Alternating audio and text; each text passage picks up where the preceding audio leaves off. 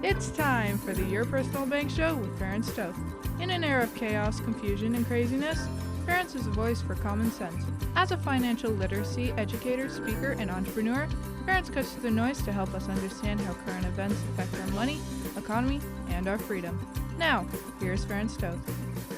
This is Ferenc, host of the Your Personal Bank Show, and welcome. We have a very special show today. I have one of our favorite guests, John Burley, and before I have John join us, I have an exciting event to announce. We will be doing an event with John Saturday, January 18th in Phoenix.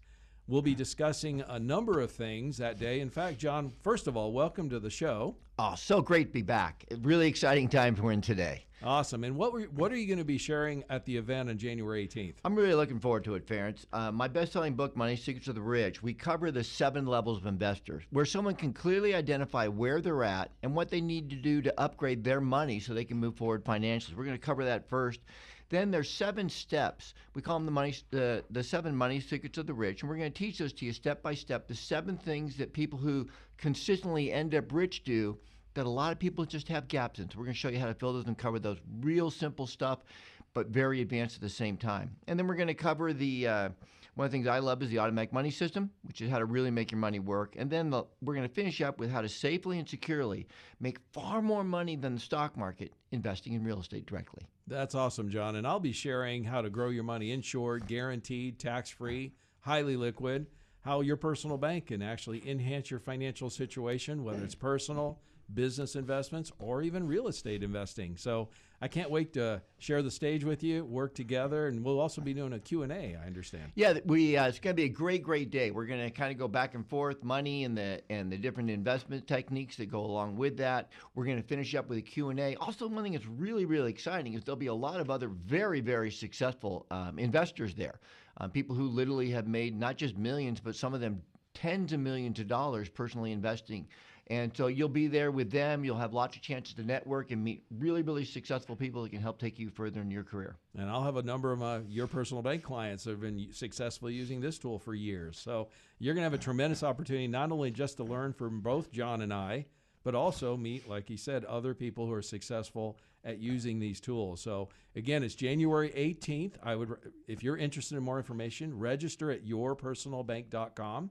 Again, that's yourpersonalbank.com. We'll be talking more about that in the future, but super excited. Can't wait for it, John. Awesome. It's going to be a fantastic event, Ferenc. I'm really excited. And I do love the end because one of the things we do traditionally with a great event like this is we finish up with a completely open Q&A. So anything you want to ask, you can ask. So just because I've been to so many events where all they do is to give their speech, but then there's no questions, there's no answers, there's nothing that really brings it all home. So we finish the day up with that very powerful segment every time. That is a great point, John, because this event is for you. It's for you to learn and to meet other successful investors.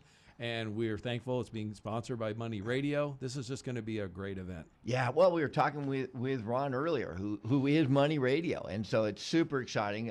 Shout out to you again, Ron. Thanks. We look forward to having them as a sponsor. And it's going to be an amazing event. So we'll see you guys there.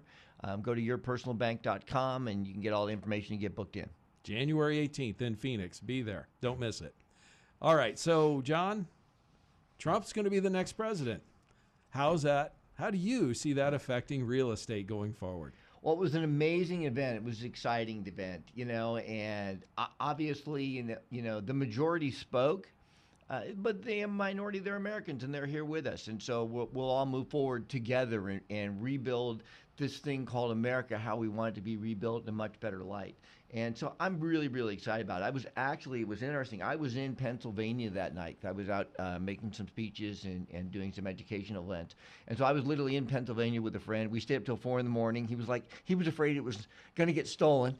So he was like, we got to stay up until they call it for sure. I had some of those same feelings. Yeah. And I mean, it was amazing watching the quote unquote, I don't know why they call it a blue wall, but watching, Pennsylvania, and Pennsylvania getting the Senate. I mean, these were such amazing friends. My friend was just like so proud of his state and that, they had made that change because they hadn't been going the direction he wanted them to go. And so it was really cool. And I think it means a lot of good things for everybody in America. And then, starting out as far as what's going to do for money investing, well, obviously there's the emotions. And a lot of people really believe that that markets are moved by logic, but they've never been moved by logic. They're moved almost entirely by emotions, and then people to explain what happened with logic afterwards. It's why most people who predict things are so wrong, because logic does not come into play. I mean, obviously, going into the election, the pollsters like this is too close to call. Well, it wasn't too close to call, even a little close bit. Not at all. even. It wasn't even kind of close. I mean, this wasn't Reagan in '84, but this was a pretty big vote that we want to go somewhere differently. And I think that was really important. Is for most people, it was two things. It was the economy, and it was immigration stuff, and those are the two big issues for most Americans. And so, on the economy side, here's the reality as I see it. We are currently in a recession. When politicians admit to a slowdown, that's a recession. When they say it's a recession, it's depression. I mean, let me help out. In 2008, that was not the Great Recession. That was a Great Depression. It was the fourth one in our country's history. We've only had four, but I mean, that was a real depression. With this, I think where we're at right now is there's a lot of euphoria and a lot of good emotion. There's a lot of let's try and lower interest rates a little bit more. But we do need to remember we are currently in a recession. And so it's going to have to run a little bit more, and Trump becoming president doesn't instantly undo the trend that we're moving through. So it'll go through. I think we're going to have a softer landing than we were looking at, and I think it's going to turn around a lot faster than we were looking at. Well, one of the points I've been bringing up is, like you just said, John, absolutely all those things, but there's some problems that even if the Trump administration does everything right from a financial standpoint, the debt, that's not going to get fixed overnight. No, and I don't think right now, and probably appropriately, there's not a lot of focus on fixing the debt by either party for quite a while, if we're going to just be right up front with it.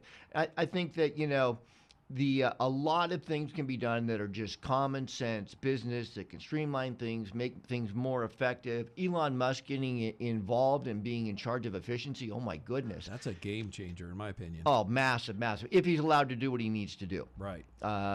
Because obviously, we all know this. I mean, in the government, there's just way too many employees compared to the private sector. And that means, severance packages, buying people out, helping them transition back into the regular world. I mean, obviously, the government archaic pension system is bankrupting America. We can't pay for that. I mean, you can't pay for people to be retired for years and years and years before retirement age. And the idea of a guaranteed pension, I mean, they need to move to a private sector model where you're responsible, like everyone else, like everybody else, for your own money. And I think it's there. I think the tariffs to level the playing field are an amazing long-term play, and I think it's bold in a great way that President Trump is doing that. In the short term, those don't help, but in the long term, they're game-changing. And I think that's one of the points I've been making is overall, yes, I'm very bullish, very excited about the longer-term future now, but there's going to be some volatility. There's going to be some bumps in the road to get there.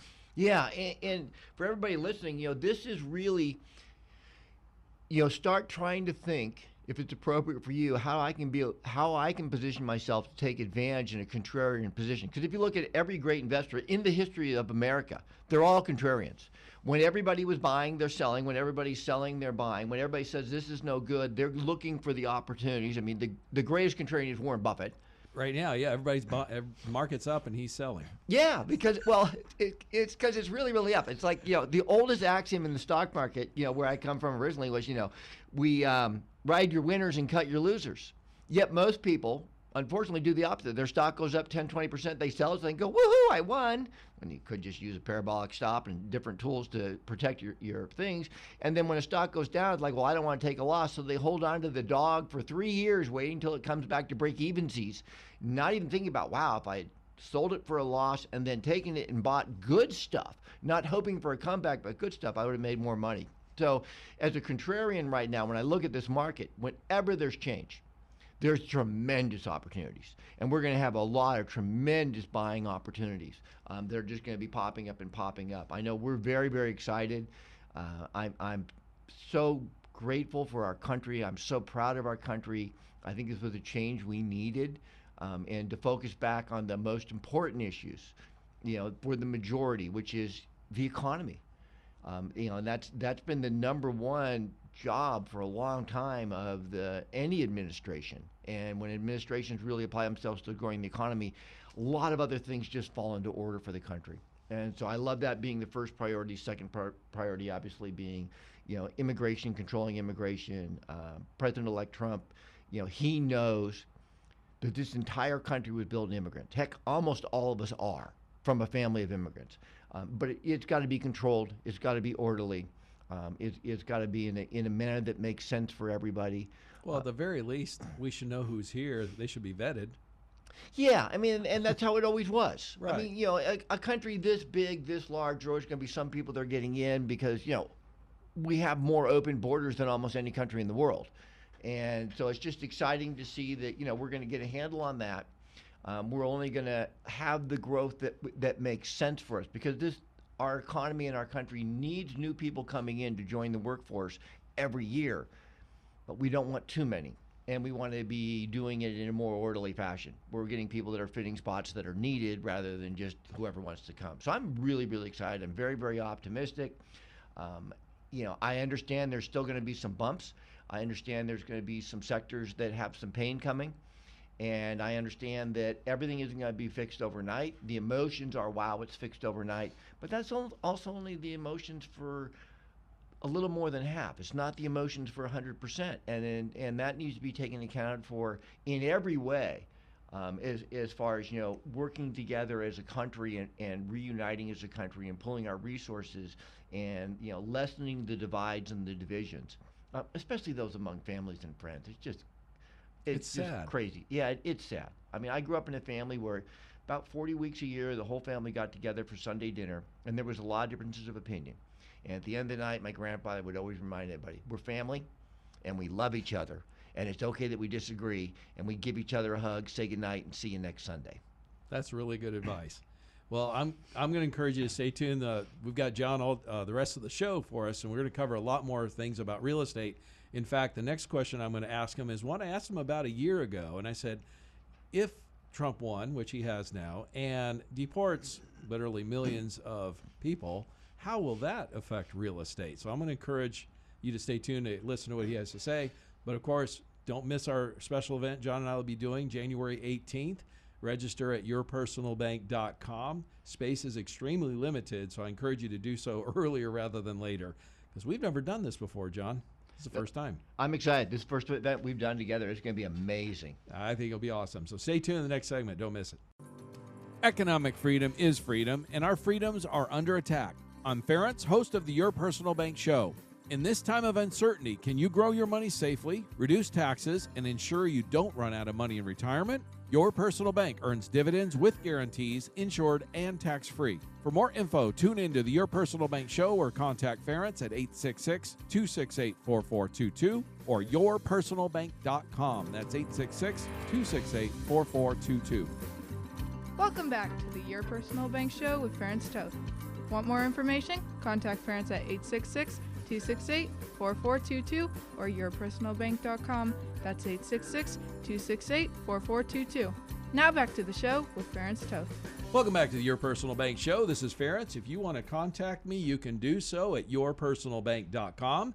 Also, we have a special event January 18th with John Burley that I'm going to encourage you to register for at the same place. John, what are you going to be sharing with us at that event? Really, really excited. So we've got a book, Money Secrets of the Rich, that sold over 1 million copies. The core components out of the book we're going to be covering right out of the gate that morning. We're going to cover the 7 levels of investors. So you can clearly identify where you are and then personally make the choices of what you need to do to upgrade to a higher levels of investor, which assures your financial success. We're going to go over the 7 money steps of the rich. I've been blessed over the decades to have over 1,000 clients that we placed money for that were decamillionaires to billionaires. And what they did across the board isn't what a lot of people do. Certainly not what they teach on Instagram. And so we're going to share with you what wealthy people really do with their money and how they became wealthy. And most importantly, the habits that they had when they were rich, they developed before they got rich. So we're going to show you what those habits are. And there's 7 money steps of the rich. And in that includes the automatic money system, which will put your money on autopilot. We'll show you how to do that. And then we're going to show you how to safely and securely make far more than the stock market by investing in real estate. Well, that's awesome, John. We're going to be working together that day because I'll be sharing how your personal bank concept can grow your money, insured, guaranteed, tax-free. highly liquid, and enhance your investing, whether it's business, personal, real estate, you name it. So first time we've worked together, I'm really excited, looking forward to it. January 18th, sponsored by Money Radio. Go to register at yourpersonalbank.com and hurry because space is limited. Yeah, it's very, very limited. So we're excited, and we look forward to seeing you, you, on January 18th. Love it.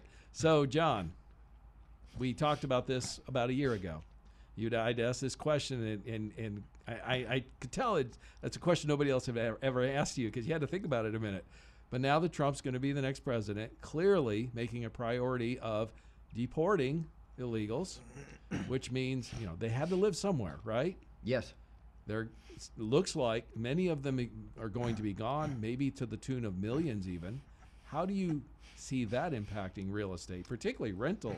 It's going to have a large impact. So any big change means lots of opportunities, good and bad. So I know that it was really interesting. If you were just going to vote for your pocketbook, a lot of people that were touting vote Trump should have been voting for the other party. So right now we are across America, not every single city, but across America overall, we are massively overbuilt with what is classified as what's called Class C or Class D buildings. Wall Street actually made up Class D because it was always Class A, which is really nice properties, Class B, which is solid middle class, Class C, which is lower income. Wall Street even made up Class D, Class C didn't have enough challenges. And so right now in America, they have massively overbuilt Class C and Class D buildings. So there are all these apartments, and in many areas there literally is a glut of apartments. And these are predominantly people who are, a large portion of those residents, their rent's being paid for by the government. A large portion of these people are here because this is where they can go into and afford. And these buildings have large vacancies. So this sector, the commercial real estate sector of the multi-units in the lower economics is going to get hammered. A lot of these, literally, they were already on a lifeline, man. They needed desperately for the other party to win. They needed immigration to continue largely unregulated, regulated. It didn't matter. They just needed more bodies to move in, and they needed government to pay for those bodies. And your statement right there, John, explains what I always say. If you want to understand why somebody's fighting so hard for something like that, just follow the money. Yeah, just follow the money. Yeah, and so literally, if the other party had won, then this sector would be back to being a little golden child again. But this sector is hurting hard. You're going to have a lot of opportunities. We already have, not in residential real estate because there are different sectors and not in the Class B, B plus, A minus apartment size buildings. Those are doing great. They actually need more. It's the lower income ones that were overbuilt. A lot of government money, opportunity zones, so people bought for the tax side, not for does this make sense as an investment? Is there actually a client who wants to live in the buildings? Common sense stuff. And so it's going to get blasted hard. And for people that are on that is a rocky ride. Now, they already had a lot of defaults going on. They'll now begin to proceed with the foreclosures, and that'll happen more and more. So there will be some great opportunities because a lot of those buildings, they're like some of the big buildings you see in a lot of cities downtown. The people that build them never were going to build them with money. It was never going to pencil at 100% occupancy. They were always going to lose. And so with this, a lot of these buildings were just that. They didn't work at their price, but at 40 or 60 cents on the dollar, they work. Well, John, I've been traveling the country a lot in the last year or two, and you're right that there were a lot of them in the cities, but what I found was surprising is how many we found in the small towns. Oh, they're spread out everywhere. Yeah, well, because Wall Street, predominantly, 98% of Wall Street works for a fee, not for profit. A lot of people just really don't understand what that means. That means they have no agenda nor objective to make you money at all. Never did, never will. 98% of them is just how can we generate fees? So they were building, they call it these tertiary markets. They come up with the best buzzwords. So it's like, they're building in Evansville, Indiana. I mean, little places in Oklahoma, all over the country in these little towns that had no need for the buildings, who already were, 20, 25% rental properties vacant.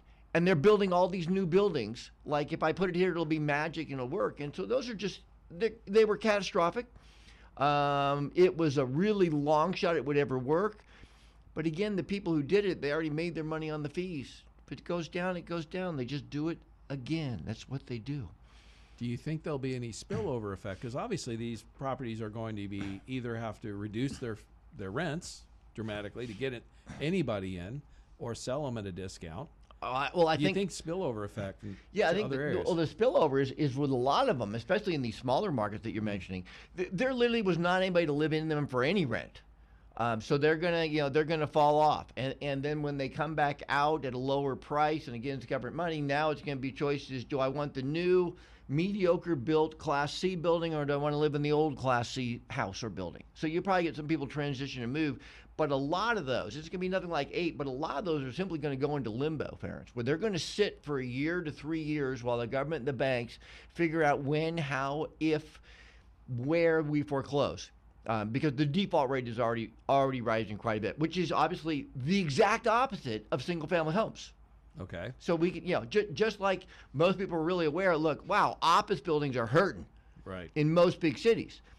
Single-family homes aren't. That's a sector that's strong. That sector is actually underbuilt, and there's a shortage. It's not like people have to live in the street because there's no home, but there's a shortage of newer, nicer, more modern. Because a lot of people are still living, depending where you live. The neighborhood's 30 to back on the East Coast, 80, 100 plus years old, and so a lot of that infrastructure is a lot older. So people want a newer, larger product. It's there. So we always look at the different sectors. I've invested across the board in my career on the real estate side, and I just go to where the greatest returns are and the greatest profits, and that comes with the greatest stability. And the single-family homes right now are amazing in that regard. There's also some the Trump administration is discussing like reducing regulatory costs for new builds. Various things like that to enhance new home building. Yeah, I mean, what do you see happening in that arena? I think the Fed's going to do what they can, as much as they can do on that, and then hopefully the states will pay more attention, because there's a lot of very high-priced markets where there's literally 500,000 plus. I know in San Francisco to do conversions of office buildings to single-family homes, it was estimated, the last report I saw, that it was literally 1,000 docs, 30 months, and $865,000 before you put a nail in a wall to convert office to, the office buildings that are sitting vacant, to convert them to single-family. And it's like, well, 865 in administrative costs, we're not talking low-income housing. So it's just crazy. So that's got to be shifted. That's got to be changed. I'm excited about the idea of Elon Musk just introducing efficiency. Because every president in my lifetime that's taken over, I mean, they inherit and they're saddled with a huge, huge employment obligation and payroll that's beyond ridiculous, along with then the pension and guaranteed retirements. I mean, if you're to look at the United States federal government like a business, there's a large number of employees that simply are redundant and or don't provide much economic value that aren't needed anymore. And so, there's got to be a movement in that direction long term. If you really want to address the deficit and those things, then you need to cut down the expenses of the manpower, which of course means severance packages, people having to transition out of the workforce or go to early retirement. The federal government, obviously, this writing's been on the wall for 20 years. The guaranteed huge pensions need to go away. The government needs to go where the private sector is. You have to learn how to invest. You have to do your 401k, your IRA, and your own investing, and you need to learn how to make it to grow. The idea that you work somewhere for 20 or 30 years and retire and are taken care of for the rest of your life, that's so antiquated and so gone, and it was never what America was supposed to be about. Well, and Elon recently stated he thought he could save $2 trillion a year in the government spending. He was scoffed at about that, but then he said he thought, no, there's so much waste and bloat. He said it was probably one of the easiest things he's ever going to do. Oh, super easy. Yeah, no, I mean, compared to the private sector where you go into a mostly efficiently run company where you now have to take your time to identify. I remember, companies that would do like severance packages. I remember in the mid-'80s, I had a friend who was one of the directors at Intel, and it's like going, you guys are laying off 8% and you let them decide who leaves? He was like, well, it's hard to identify who the 8% are. It's like, well, no, you had the managers identify the 8% of their employees who are the least productive. And if the manager can't figure out who that is, you already know who one of them is, the manager. And so just the idea that, we can't identify, because clearly in the private sector, I mean, when you're in the small business, I mean, If I need to lay off employees, I lay off my employees that produce the least. Exactly. And if you don't know that, then your business isn't very good. And so I think it's great. And I think there are trillions of dollars, not billions, trillions of dollars that are just wasted every year because this is how we've always done it. I had a godfather who was a general manager decades ago for one of the departments, Department of Interior. And literally his first year, he had a surplus and he wanted to return it. And there was no mechanism to return it. And he was told, go buy stuff. It's like, I don't need anything. They're like, go buy stuff, spend the money. Well, they're discussing zero-based budgeting now, which I'm excited about. We'll hit on that in the next segment. If you want to join us at the event John and I will be doing January 18th, go register at yourpersonalbank.com. Space is extremely limited. This is the first time we've done anything like this. Highly encourage you to join us. Stay tuned in the next segment. We're going to cover some more great stuff. This is Ference, host of the Your Personal Bank Show. My show focuses on creating tax-free buckets of money, insured, guaranteed, highly liquid, and the ability to create positive arbitrage. Did you know this is the best time in over 40 years to invest in index annuities? An index annuity allows you to 1. Grow your money safely without market risk. Once gains are locked in, they're guaranteed against future market loss. 2. Double-digit potential upside on good market years with no losses in bad years. Principal is guaranteed. 3. A 7 to 8% fixed interest option is available in the first year. If you're interested in growing your money with potential index-related gains without downside market risk, this is the best time in over 40 years to consider an annuity. If your annuity is over 2 years old, the newer products likely have far superior potential returns. Please contact me at yourpersonalbank.com or 866-268-4422 for more info. That's yourpersonalbank.com. Welcome back to the Your Personal Bank Show with Ference Toth. Want more information? Contact Ference at 866-268-4422 or yourpersonalbank.com. That's 866-268-4422. Now back to the show with Ference Toth. Welcome back to the Your Personal Bank Show. This is Ference. If you want to reach me, you can do so at yourpersonalbank.com. Yes, you will reach me. It's yourpersonalbank.com. We've got an exciting event with John Burley coming up January 18th in Phoenix. I'm going to highly encourage you to join us. John, what are you going to be sharing at that event? Yeah, we're really excited. We're going to be sharing the foundational skill sets and then advanced skill sets. One of the first things we're going to do is we're going to go over the 7 levels of investors. So you can clearly identify exactly where you are at right now and then what you need to upgrade to the higher levels. And it give people rock solid information to start the year out with that they can take action on, simple action immediately to make their financial lives better forever. We're going to cover, within that, there's the 7 money steps of the rich. There are things that people who are rich do that the rest of people don't do as well. And that's just what it is. People say, like, well, the rich keep getting richer and the poor get poorer. And it's kind of like, well, yeah. And what did you think was going to happen? If your habits and your skill sets and what you do with your money is poor, well, that'll continue. You'll get more of that. You'll get poorer. And if your habits and your steps and your action is to get richer, then you'll continue to get richer. So, yeah, of course the rich are going to get richer and the poor get poorer. That'd be like going, boy, those that work out get healthier and those that don't get unhealthy. Like there's something wrong or bad about that. It's like, no, those were choices. And so we're going to show you how to make a lot better choices for your own money. And then we're going to get into advanced investing, and we're going to show you how you can safely and securely make far more than the stock market investing in real estate. And that's awesome. And I'll be sharing how to think like a banker, how to invest, how to get positive arbitrage. A lot of people say, what is that? It's basically creating cash flow on your money, much like real estate investors do with property.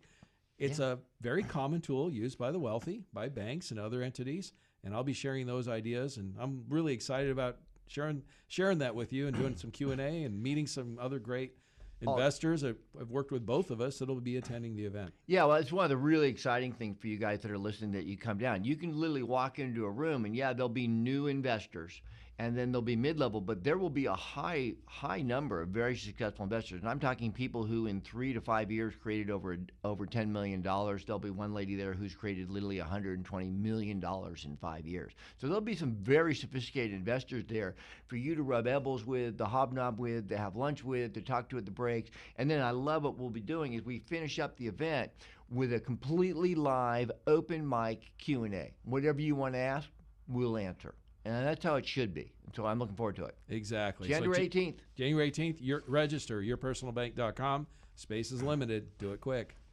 Super limited. Absolutely. So, John, we've been talking about a lot of government efficiency stuff that you're really excited about going forward.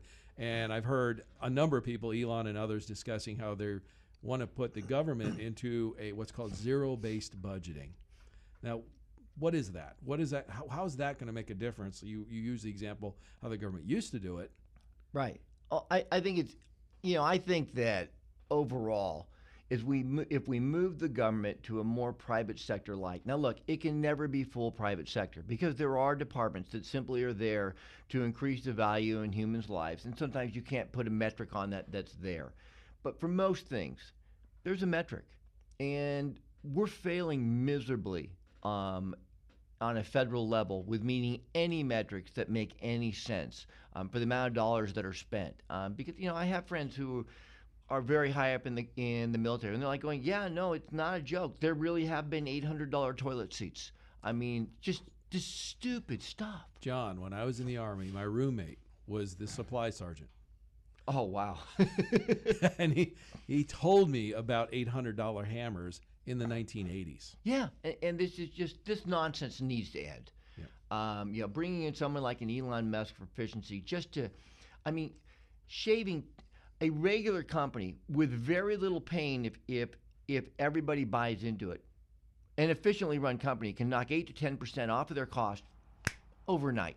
With the government, there's literally 20, 30, 40% of the money is just being thrown away. It's horrible. And so the idea that we're going to officially run it, we're going to actually, in many of the different departments, actually have metrics where this is what's needed. Also, actually looking at the amount of employment. The federal government is so bloated. That we can't fire anybody, and that we never let anybody go. That just is not what you want. That's not real world. This isn't a school. We don't want tenure. For people who are working in an office building, it's like you have to do your job, and you have to do your job really, really well to keep your job, and that's how it should be. So I think there's some short-term pain. If you really want to tackle the budget, that means we spend less money. That means you can't spend it how you are now. You have to. The only way to cut the budget is we have to reduce spending for real. And that means some people won't get what they want. And that means hard choices need to be made for a greater good. But I'm looking forward to that. Well, that's true with any household or business. Remove the inefficiencies, though. That's the nice thing in the government. No one really knows. But most people think that 30, 40, some people believe 50, 60, 70% of the money in the federal government that's spent never needed to be spent. Right. And then probably one of the most, I think, long-term benefits to this is with all this extra money comes power, and it has attracted a lot of people. That we get frustrated because it doesn't seem like the representatives are representing us because they have other interests. Yeah. Because there's so much power and money involved. It shouldn't be there. If you siphon a lot of that away, a lot of that incentive will go away with it. Yeah. Two things that pop into mind. First of all, Democratic President Harry S. Truman, I think he said it best.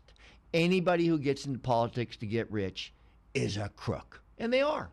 Yeah. That's not what it's supposed to be about. It certainly wasn't what our founding fathers did. In fact, for them, it was the opposite because you didn't get paid diddle, and they were, not well off financially after the Revolutionary War and all that. And so, I really, really look forward to moving to more where the government becomes more service, and this is giving back. I admire so much what President Trump did because if you look at history, huge wealthy people who are in that top, not couple percent, but the top, 200th of 1% of wealth in America. Historically in America, those last 10 working years, that man or woman, that family, doubles their wealth. And President Trump clearly knew that and chose to serve his country rather than double his family's wealth. His wealth actually went down in his first term. Yeah, which is, that would be traditional for how it used to work. Right. Washington's wealth didn't go up while he was president. It went down because he wasn't home minding the store. Jefferson struggled mightily. Well, the first three presidents had assets but were cash flow poor and literally relied on friends, not family, but friends to take care of them and pay their bills while they were president of the United States. Because they did it for reasons that had nothing to do for money, obviously. It was an obligation. It was something they wanted to do to serve. And so I look forward to that. I look forward to more great business people on a bipartisan level coming and getting involved, because this is just business and running our country. The election's over. We don't have another big election for 4 years. So let's set the differences aside and move together as a country, as a family, and take care of what needs to be done. And reducing costs. It's so much easier to reduce cost and increase revenue. To reduce costs. In the private sector, it's always easier to reduce costs than it is to increase revenue. So let's reduce costs, and for us, increase revenue is more taxes. We don't want to increase revenue. I use this example all the time with people in terms of that. Let's assume for a minute you got a $1,000 a month raise at your job, or you paid off a bill that was costing you $1,000 a month. Which would you be more excited about? I'd be more excited about paying off the bill. Right. Well, most people answer the raise. We get all excited. Hey, I got a raise. I said, well, you do realize you're going to pay tax on that additional money, right? So depending on your bracket, that might be worth, not $1,000 a month, maybe $750, maybe $600, maybe less. Yeah. And then a lot of people, of course, then they just go out and buy something right for $1,000 a month, and they didn't even get $1,000. No, they got like $600 or $700 really Right. after tax. Yeah, but if you're wiped out $1,000, but the new Tesla looks good. Yeah. But if you wipe out $1,000 a month bill, you keep that. You just added $1,000 a month to your cash flow. Yeah, and paying off that $1,000 a month bill also then gives you so much more power going forward. First of all, for an individual looking at retirement or looking to be able to end it, one of the biggest things to do is to reduce the monthly burden, the debt, so that you don't need to have as much. A lot of people are like, oh, I need $5,000 or $10,000 or $20,000 a month to retire. It's like, well, wait a minute. If you paid off all your debt, how much do you really need? Right. If your life was insurance, food, and fun, how much do you need? Exactly. There's, and we're going to talk about that at the event January 18th. We're going to talk about that there's more than one way. You don't need to just make more money. That's one way to do it. And we're going to teach you how to do that, but we're also going to teach you how to reduce costs, reduce expenses, be more efficient with your money, and a lot of skill sets that will really help people out. And I know it's a plug for the personal bank, but that's why I'm such a big fan of tax-free growth in your money. Absolutely. Your money, less expense. Less you keep expense. more of it. Oh, God. It's that simple. Thank goodness. We at least, hopefully for another 20 years, we've taken off the table the idea of taxing profits that haven't been realized. That's insane.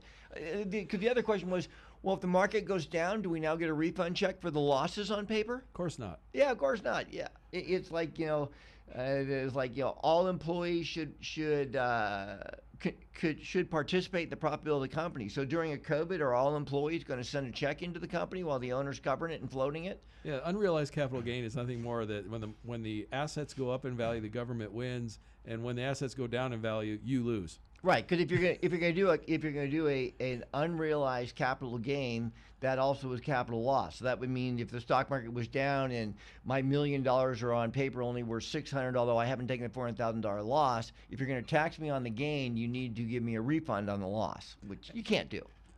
You can't do either of them. Exactly. And the other issue I had was, I'm always against big government. Less is better. Who is going to determine the value of that asset? Oh, you couldn't. You'd need another 85,000 IRS agents. I mean, look at real estate appraisals. I mean, they're all over. It's all over the place. Yeah. What's that property really worth? Well, you don't know until you actually sell it. Right. And in the real world, most appraisals are nothing more than, what'd you sell it for? Okay, so you don't want me to actually give you the real value. You want me to support the price it's being sold for so you can buy it. And that's what the appraisal is. It's not an actual appraisal. And all it ever was. Neither is Zillow, no, by the way. Zillow's advertising. All it ever was is an appraisal, even the best appraisal in the world, all it is one person's opinion in one moment of time of what one building is worth. Right. And you could have 10 different appraisers and you'd have 10 different numbers. Exactly. Well, I'm going to encourage you to stay tuned in the next segment. Of course, for this event, January 18th with John and I, go to yourpersonalbank.com to register. Do it soon because space is limited. We're really excited. First time we've ever done anything like this. It's going to be exciting. We'll see you guys there. All right. Stay tuned in the next segment. We'll finish up with some more great information with John Burley. Don't miss it. When people contact me, they often ask, what exactly do you do? And yes, if you contact me, I, Ference, host of the Your Personal Bank Show, will respond, not an assistant. I help people increase their returns, reduce taxes, increase positive cash flow, and reduce market risk. Accomplish your goals using various financial tools, including your personal bank. If you have questions or would like to discuss your situation, contact Ference at 866-268-4422 or yourpersonalbank.com. Welcome back to the Your Personal Bank Show with Ference Toth. Want more information? Contact Ference at 866-268-4422 or yourpersonalbank.com. That's 866-268-4422. Now back to the show with Ference Toth. Welcome back to the Your Personal Bank Show. This is Ference. You can reach me at yourpersonalbank.com. Yes, you will reach me. It's yourpersonalbank.com. Of course, I'd be remiss if I don't remind you we have a great event coming up with John Burley, Saturday, January 18th in Phoenix, sponsored by Money Radio. I will be covering a lot of information on investing, what's going on in the economy. The last several workshops I've done, people have loved what I've shared, what the Federal Reserve has done, what to expect, interest rates, all those types of things, how tax-free, creating a tax-free bucket of money can make a lot of sense, whether you're just investing privately with your business or in real estate. John, what will you be sharing? You know, I love it because it's going to be in January. So January 18th, it's the start of the year. It's a fresh start, a fast start. So the first thing we're going to do is we're going to go over the 7 levels of investor. And that's where you clearly identify exactly where you're at. And then you identify the characteristics, the traits, and the action steps you need to take simply with a small amount of effort to move forward and progress even quicker. You know, within that, there's the 7 money steps of the rich. There are things that people who are rich do overall differently. And this isn't just going to be a bunch of memes and cliches. This is going to be, again, specific action steps that you can do to upgrade your money, to pay down your debt faster, to build your investments up faster and then have them grow even more powerfully than they already are. We're also going to go with the automatic money system, where if you want to, you can just really set things on autopilot with 3 simple steps that we go over with. Which are a big part of the book Money Secrets of the Rich, which sold over 1 million copies. It was actually in 2006, businessman Donald Trump wanted me to put that in the book I did with him, Wealth Building 101, which is a phenomenal #1 seller. And then we're going to talk about, in the last segment that day, we're going to talk about how you can safely and securely make far more money in the stock market investing in real estate. And then, of course, what I love is we're going to finish up the day, you and I together, open mic, Q&A, any questions that you have, ask them and we'll answer them. And so that's always an exciting segment. Absolutely. And of course, there will also be successful investors, both with your personal bank concept and real estate investors. You'll be able to meet, get to know, ask them any questions. It's going to be an exciting event.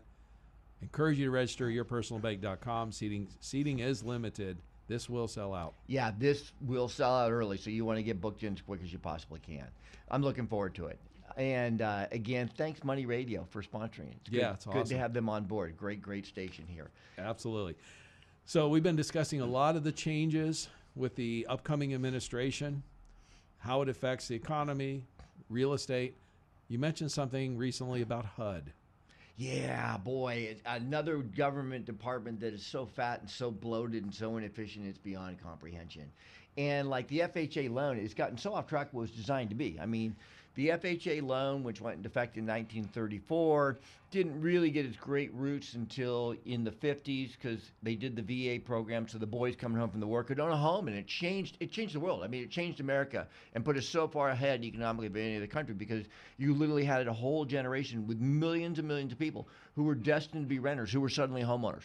I mean, so what those programs do is amazing. They provide home ownership for the middle and the middle lower class. And that was what they were designed to do, and I believe in it firmly. But it's really gotten off track because in most areas right now, the amount of money you can borrow on an FHA loan has nothing to do with a middle-class home. I mean, I know people who are buying 3,000, 3,500, 4,000 square foot, 5-bedroom homes with a pool, and we're supporting it. We're paying for it. That's ludicrous. You know, so I think, the simple solutions would be, look, if you really want to provide home ownership, then let's do it in a way that works for the people really, and let's do it in a non-predatory fashion. So in 2014, Dodd-Frank became the law of the land. There's been a lot of stuff in the last year, literally a lot of stuff has come up about a lot of predatory lending practices that still continues. But the one thing, I mean, the pink elephant on the table, the elephant on the table that no one talks about is, look, the biggest predator in lending is the federal government. I mean, they are making loans to people that are unconscionable. common sense. I mean, we've done thousands and thousands and thousands of owner finance transactions. With our students combined, we've done over 1 million of them. And we know for a fact that when you go above 33% debt to income ratio, you are bringing in such high level failures. And what does that mean? Real world. If you make $6,000 a month take home, your home can be $2,000 a month. And that's it. You can't pay more. It doesn't work. You know, the federal government has an FHA program, 57.999% of your income. So round it to 58. 58% DTI. I mean, that's like guaranteed failure. That's debt to income ratio. Yeah, debt to income ratio. So it'd be literally, yeah. The FHA and VA do 41%. 41% is too high. So here's what I would do. And this is what, you know, boy, President Trump, when you're listening to Ference on Money Radio, or paying somebody to do it for you, sir, I would do this. I would literally just change it. I would change the FHA program to, look, we're going to take the median for the area. So Phoenix is 450,000 or so. So you can borrow up to 500 grand. 10% above the median. That's what you can borrow, 500 grand. So no more us paying for upper middle class homes. That's ludicrous. That's not what the programs are supposed to do. Why the heck should we? And then strict 1/3 DTI, debt to income. So you make $6,000, you can borrow $2,000. You take home $3,000, you can borrow $1,000. But then make it appealing. 2% fixed rate, locked in, and let's subsidize what we really want, which is regular people being able to own a home for real that they can keep and afford to. But then stop the games that are going on there. Stop this, you live in it for a year and turned into a rental and buy another one. No. That's not what the program was supposed to do, and it's being abused heavily right now. I would go with, you're locked into 5 years. You have to live in the home for 5 years as your primary residence. If you move or sell it, you have to give back a percentage. So if you're only there for a year, you have to give back 80% of the profits to the federal government because you didn't do the deal as you agreed to. Agreements are two ways, and we're far too much in this world where everybody just wants one-sided. And it's got to be two-sided. So I would lock it at 2%, no more than 33% DTI, bring it back into real pricing until we stay in middle class. And dang it, all those good, honest, decent, hard-working, God-fearing Americans who want to own a home, who make moderate income, let's get them one that they can earn and own. Not charity, not welfare, no entitlements. Let's just make this something that it's available to all Americans, and let's increase Make it affordable. And make it affordable, and then make it realistic affordable, but then have strings attached.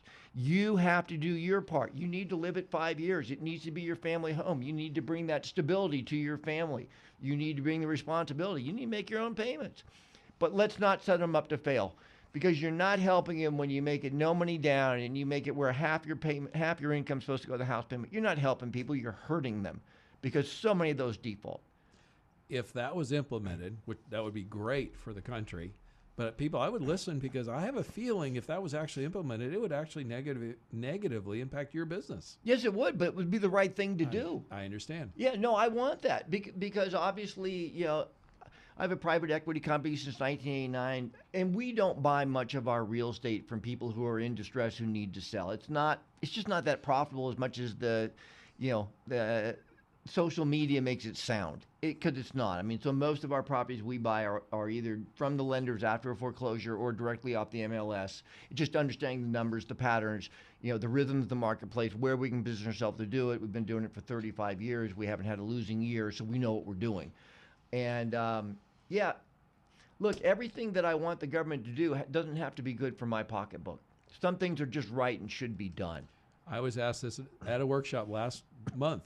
I was asked, what if Harris won and they instituted the unrealized capital gains tax? I said, I'd be probably the busiest man in the country, because everybody would want to get out of capital gains assets. Everybody, and they want to get into income or tax free. Yeah. Oh my gosh, I wouldn't know what to do with myself. But I didn't want it, because I know it'd be terrible for the country and for most people. They'd be hurting. Yeah, and you've got to look at. I think it's one of the things that a movement we're having now. And look, I have complete empathy for everybody out there. With that said, anything great has to be built to serve the majority, not a very, very small minority. It just can't work that way. Now, the better the times, the better things are for the majority, more of the minority can be taken care of. in the way that they want, but we have to look at the big picture always.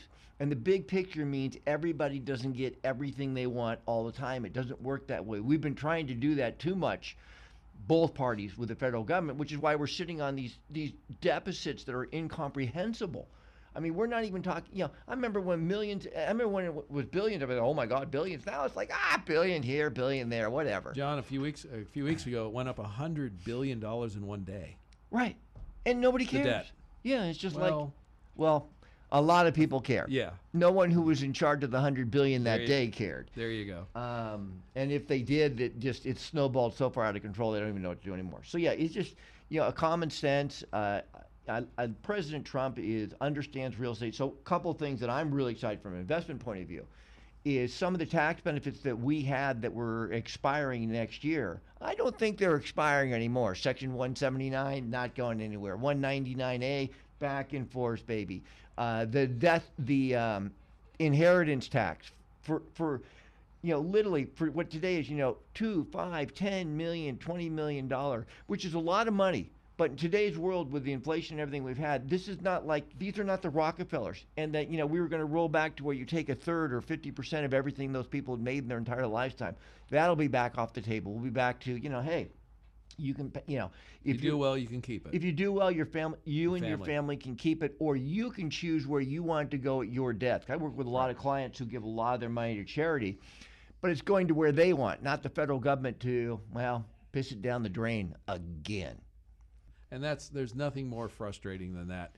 You work hard, you pay your taxes, and it goes to something that's either wasteful or you completely disagree with. Right. It's fraudulent, whatever, and that's disheartening. Yeah. I'm looking forward to a new level of responsibility. One of the nice things is transparency, and President Trump can't run again, so he doesn't need to worry about making everybody happy to get reelected. He can do what he feels is in the best interest of the country, even if a lot of people disagree with it in the short term. Being president of the White House, I think, is just like anything else. The things that are really good for you, you have to work for. It's like if you're out of shape and you want to get in shape, you have to go exercise and you have to change your diet. Now, that's painful and it sucks for a little while. But then 60, 90 days later, when you're starting to get healthier, now it's great. So I'm looking forward to that in our administration with our economy. Well, if you've enjoyed this show today and you want to hear more of this, of John and I, register at Your Personal Bank to our event January 18th in Phoenix. Again, at yourpersonalbank.com. Seating will be very limited. John and I are going to be sharing just a lot of common sense. A lot of great stuff. Yeah, I look forward to it. Everybody, before I see you in January, obviously have a wonderful Thanksgiving. Merry Christmas, and God bless. Thank you, Ference. I appreciate it. Amen, brother. And as long as it's on our money, in God we trust. Financial literacy in America is almost non-existent. It's typically not taught in schools, the media, at work, or in the home. I'm Ference, host of the Your Personal Bank Show. If you would like me to speak to your investing group or an organization with a financial focus, please contact me at 866-268-4422 or yourpersonalbank.com. My goal is to increase financial literacy and enhance your financial future. Again, it's 866-268-4422 or yourpersonalbank.com. Contact Ference at 866-268-4422 or yourpersonalbank.com. That's 866-268-4422. This show is designed to provide accurate and authoritative information. Would you like to sponsor the Your Personal Bank Show hosted by Ference Toth? We are looking for like-minded partners who want to join our rapidly growing radio show. I frequently state, economic freedom is freedom. Thomas Jefferson wrote, a well-informed electorate is a prerequisite to democracy. Contact me at 866-268-4422 or yourpersonalbank.com to help increase financial literacy and protect our freedoms.